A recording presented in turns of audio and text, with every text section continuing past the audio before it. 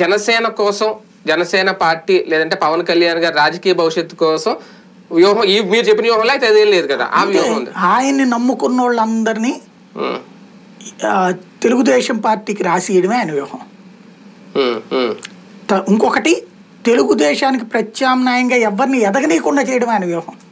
ఈయన కాదనుకుంటే భారతీయ జనతా పార్టీ ఎదుగుండేది, దాన్ని ఎదగనీయకుండా వ్యూహం పన్నాడు. ఇవాళ ఆత్మీయ సమావేశాలు లేకపోతే తెలుగుదేశం పార్టీ ఇన్ని సభల్లో పార్టిసిపేట్ చేస్తున్నాడు, ఇన్నిసార్లు వెళ్ళి చంద్రబాబు దగ్గర కూర్చుని వచ్చాడు. బీజేపీతో ఎప్పుడు కూర్చున్నాడండి ఈయన?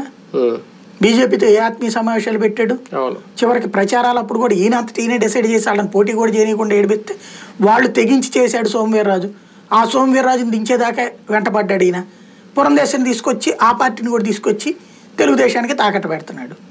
ఓవరాల్గా ఏంటంటే కాపు సామాజిక వర్గానికి సంబంధించినటువంటి వాళ్ళ ఆశల్ని శాశ్వతంగా చితిపేయటం, రెడ్లకి కాపులకి మధ్య గొడవ పెట్టడం, భవిష్యత్తులో కూడా తెలుగుదేశం పార్టీ తప్పించి ఇంకొక పార్టీ లేకుండా చూసుకోవటం అనేది ఆయన వ్యూహం. సీట్ల లెక్క ఇంకా తేల్చకపోవడం అనేది, అంటే కనీసం ఈ నియోజకవర్గం ఇన్ఛార్జ్ వేళ్ళలో లేదంటే మాకు వచ్చే ఈ 30 సీట్లు 40 సీట్లు లేదంటే 20 సీట్లు అని తేలిస్తే వాళ్ళ ప్రచారాలు అయితే వాళ్ళు చేసుకుంటారు. అది చెయ్యకపోవడం కూడా బాబు గారి ట్రాప్ అయినా, వీళ్ళిద్దరి మధ్య ఒక అండర్స్టాండింగ్ కుదిరిన తర్వాత ఈ కార్యక్రమాలన్నీ మొదలు పెట్టుకున్నారు. అది కూడా ఆయన వ్యూహమే అంతే.